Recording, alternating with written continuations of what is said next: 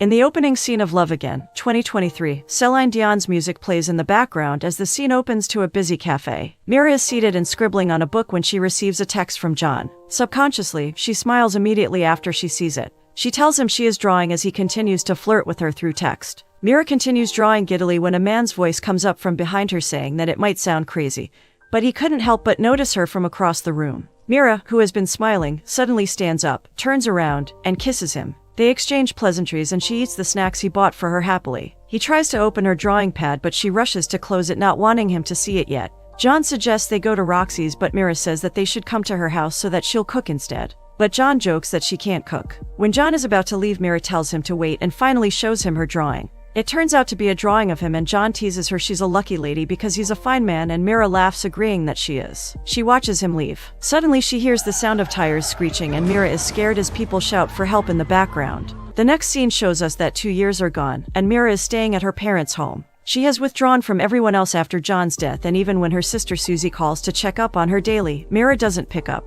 But Susie did not give up on her even in her grief and she keeps sending her voicemail. She mentions how Mira's drawings have gotten darker and urges her to come back to the city. She believes that John loved her and he won't want to see her stuck in grieving for so long. This seems to work as Mira decides to go back to the city. Susie happily welcomes her sister and is surprised to see that she's still driving John's truck. But she does this because it still smells like him. Susie gives her a comforting hug and is glad that Mira took the courage to come to the city. Next scene, we see a man, Rob, lying on a couch listening to music. He sleepily removes his headphones and his alarm starts ringing. He wakes up with a start and picks up his phone only to find it blaring with messages. He stands up to go prepare for work but his phone chimes again. This time, it's an Instagram post of a woman introducing her new man. Seeing this, Rob scoffs in disbelief. At work, Rob's boss tells him to work with Celine Dion, but Rob is strongly against this idea and wants to work on a newspaper podcast. His boss insists that he is to work with Celine Dion. He also points out that recently Rob's work has lacked heart after he was embarrassed by his ex and that Celine is all about heart. He finally threatens him, saying he should get on board or he'll find someone else. Next scene, Mira is playing Scrabble with her sister at Roxy's. She and her sister catch up as they talk about Susie's boyfriend. They are also surprised that Mo, the owner of Roxy, has named a burger after her, and Mo says that he names his burgers after his favorite customers. He lets her know that he missed her and asks how she's been holding up. Mo mentions how he's missing his late wife too, to let her know she's not alone. Mira asks how he deals with his grief, and Mo says he pours a glass of wine, sits down for dinner, and tells her about his day. The scene goes back to Rob's office where he's watching the video of Celine Dion's "It's All Coming Back to Me Now." Behind him, his colleague and friend Lisa sing along with the song. Next, she gives him a new work phone that Hughes wants him to have. Hughes has given this same phone to Lisa and Billy, their other colleague. Billy then asks Rob when he's going to text Jessica, and he says he's not looking to date anymore. He believes that love isn't real and that it's just a bunch of pheromones that wear off, then your heart gets ripped out, covered in bleach, stomped on, and set on fire in front of your friends and family. His view on love leaves Billy in disgust and Lisa in shock.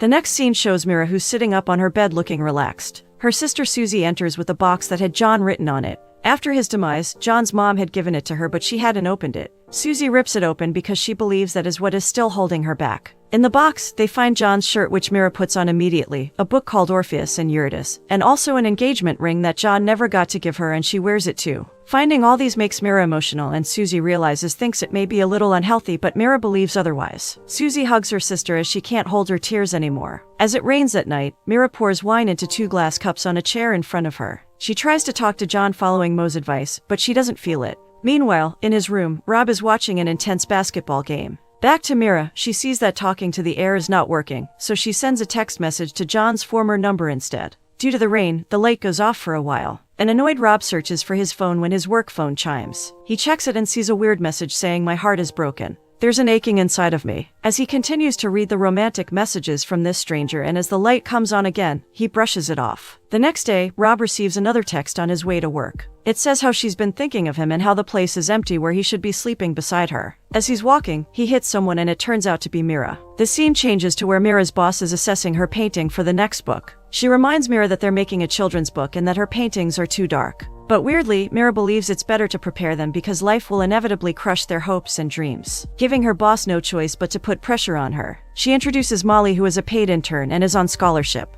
Mira is happy to meet her, but she turns speechless when her boss tells her that Molly will lose her job if she doesn't figure herself out and bring in something they can publish, hoping this will make her act right.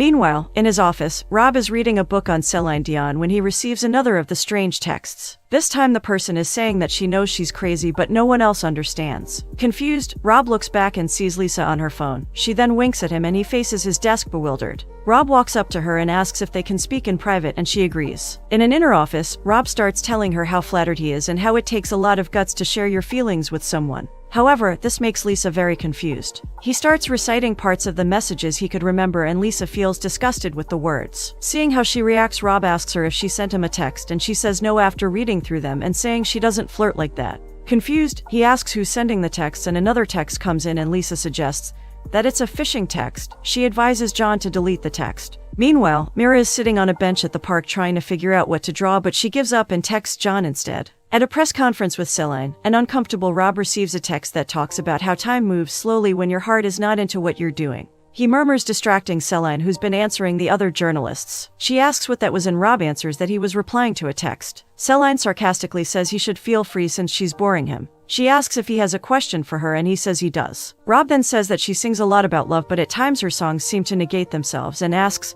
if she believes in what she sings. Sighing, Celine tells him that he knows nothing about love, and the others laugh at him. In their house, Susie asks Mira who's on her phone and who she's texting, but she says no one. She asks if it is the same no one Mira was texting the previous night, and Mira says yes, but that it isn't what she's thinking. Susie tells her that there's nothing wrong with putting herself back there. Mira is confused about how to go about finding love again, but Susie seems to be a step ahead. She has gotten her on a dating app and eventually succeeds in convincing Mira to go on a date with the match she found. In the office, Billy is concerned about the mysterious text Rob is getting because Lisa has told him about it. Rob doesn't believe it's a scammer. He thinks that it's more like a psychotic stalker or an old lady. Billy advises Rob to text back, but he refuses, saying it's too personal. Rob gets another text and it says she's going to the hipster bar Renda's. Excited, Rob says he's going too. Billy tries to stop him because he thinks it's dangerous, but Rob is determined to put a face to the texts. Lisa, who's been watching, tells Billy to follow him. In front of the bar, Billy tells him that what he's doing is unhealthy and asks him how he'll find the person, but he says he doesn't know. As they go in, Mira and Susie enter and Susie encourages a reluctant Mira before they enter. They also plan an escape in case the guy is a dud. Susie advises her not to think too much about it and also tells her not to ask her would you rather questions. In the bar, Rob and Billy sit while Billy makes fun of him and points out a man that could be his texter. As Mira walks in, Rob quickly hits Billy saying he's seen her before. He is not exactly what she expects. The man Billy pointed to earlier sent them a drink, allowing them to assess if he was the texter. Susie checks up on Mira and tells her to just get laid.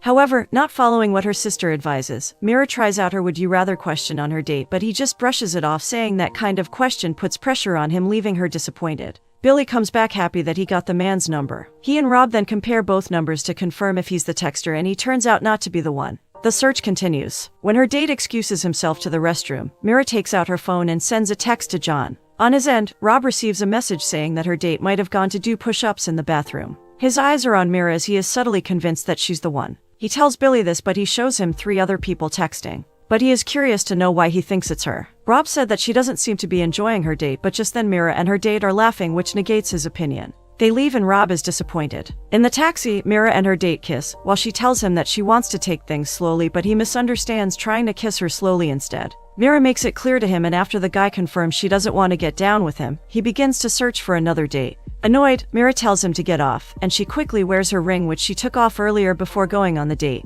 The next day, Rob goes to see Celine Dion at her office when he receives more texts. In the office, Rob introduces himself and Celine recognizes him as the rude texter. He confirms it and she asks to see his hands. After seeing them, she says he has manly hands but acts like a boy. She then asks him to be honest and asks him if he's a fan of her music. Rob lies to please her, but she knows he is not being truthful. Rob argues that he can understand her lyrics, and Celine asks if he's ever felt like that or made anyone feel like that before, and he's left speechless. Celine reads Rob and she knows that he has felt love before. Rob confesses that he did love before, but it didn't work out. She asks if he has feelings for anyone at that moment, and Rob tells her that he might have feelings for someone he's never met before. Celine tells him to go on. At home, Mira is going through some things when she stumbles on her drawing of John. Upon seeing this, high-pitched voices start ringing in her ear, and she throws the book, accidentally smashing the record she was listening to. The scene goes back to Celine and Rob, who are bonding as he talks about the texts he's been receiving. She tells him to pursue it and he asks her if she doesn't think it's crazy. Celine tells him that love is crazy and can appear through strange situations. She even further explains how she realized she loved her late husband, Rena. Their time is up and Rob realizes that he didn't interview her and she tells him to come again.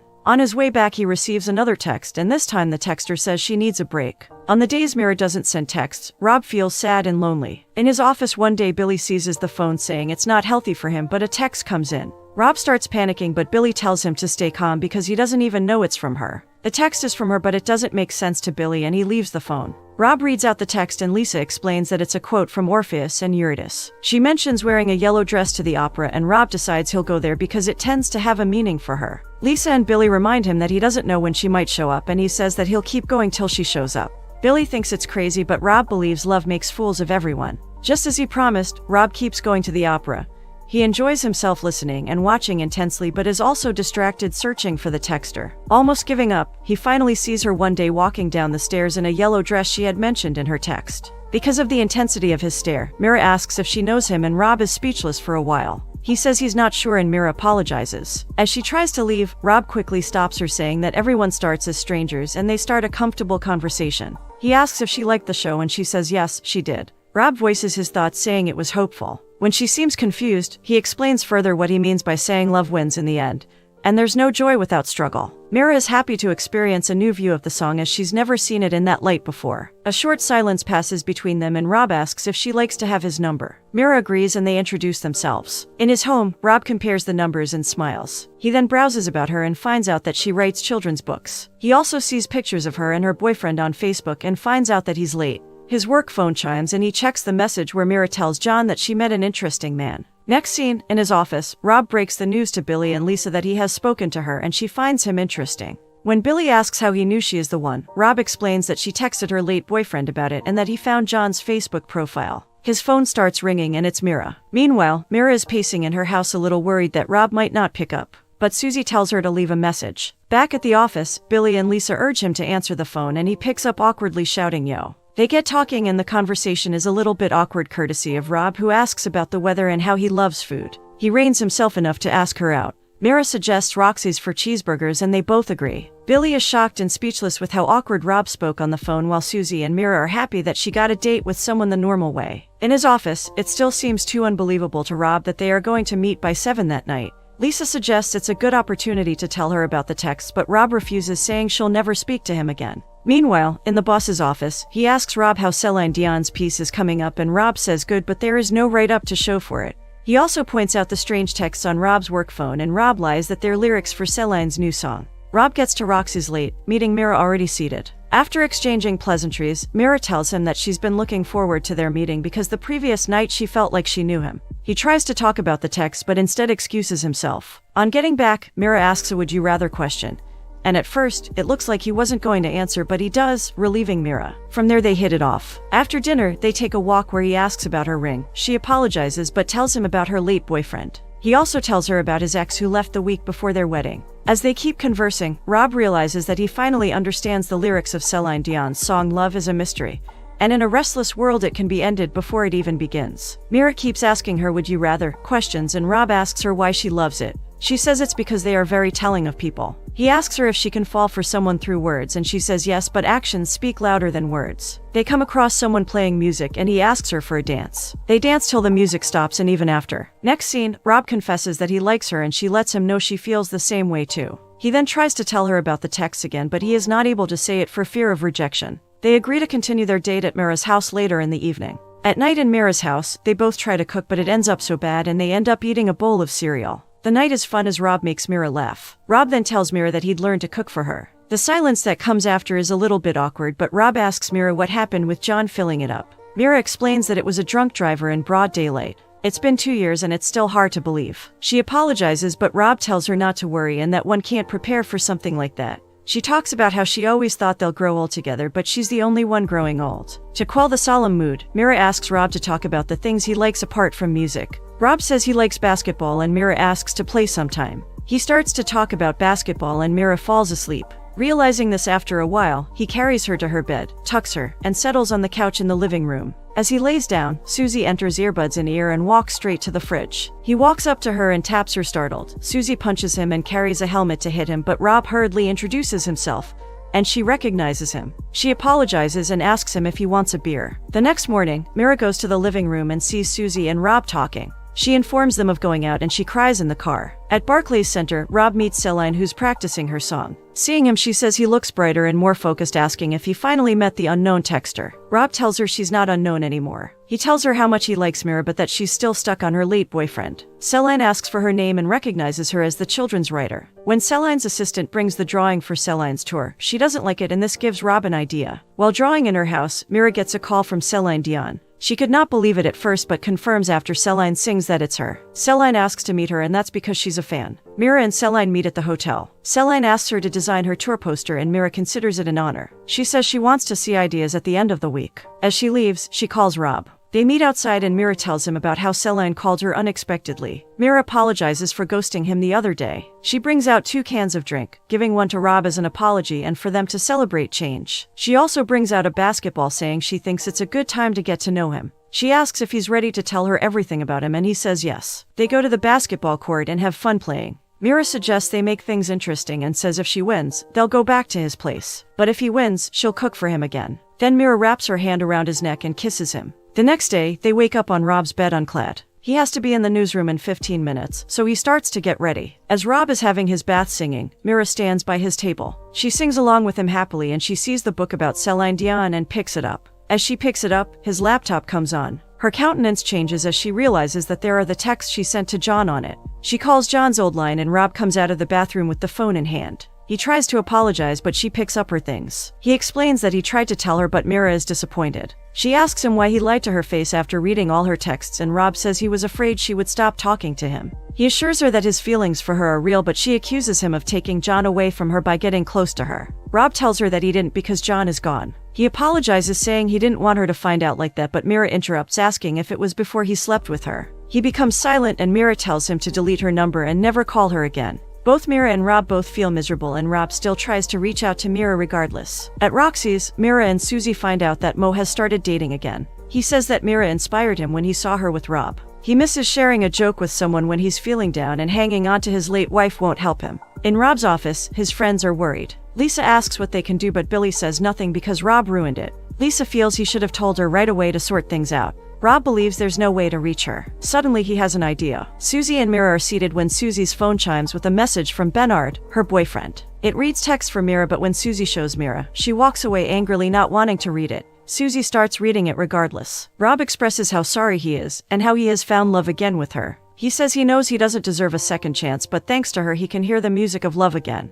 He begs her for forgiveness and says he'll do anything to earn her trust back. He also says he's not afraid to tell the world that he has been touched by an angel with love. He asks her to meet him at the place he learned to hear the music again, begging for another chance. As Susie finishes reading, Mira gets a call from Celine who assures her that Rob didn't put her up to it. She also talks about her husband Renee and when he lied to her. She tells her that when you're in love, you walk through things. She doesn't care if she ends up with Rob but that she's just concerned about her. The next scene shows Mira in her room, talking to an imaginary John who tells her to keep living her life. He asks her why she's still talking to him when he's late. She says she misses him and he says he misses her too but that he wants her to fly. In the next scene, Rob is waiting for Mira with a flower in his hands at the park where they danced after their first date. He waited for hours but she didn't come. Finally, he goes to her house but sees only Susie who doesn't know where she is. Susie invites him in and Rob sees Mira's ring on the painting and realizes she's moving on, but disappointed that it's not with him. Susie gives a hint, making Rob realize that she might be at the opera theater. He thanked her and ran to the theater but the place was locked. He runs to the road shouting her name but gets a text instead. She asks him where he's off to in such a hurry and he turns around seeing her standing behind him not too far off. They start walking towards each other. Mira says she almost thought he changed his mind but he apologizes saying he was at the park. However, she says that she has a few conditions. She says no more lying, even if it is messy and painful, and he promises not to. She lets him know that she'll always love and miss John and that she doesn't know how the grief will change over time. Rob replies saying he understands. Mira appreciates him for understanding. Rob asks if there's anything else, and she tells him to learn how to cook because she can't. He agrees to sign up for lessons immediately. She also tells him that Celine says he needs to do the dishes, and he agrees. Finally, she asks him to kiss her, to which he happily obliges. In the last scene, Celine Dion gives a live show of her song, "It's All Coming Back to Me Now."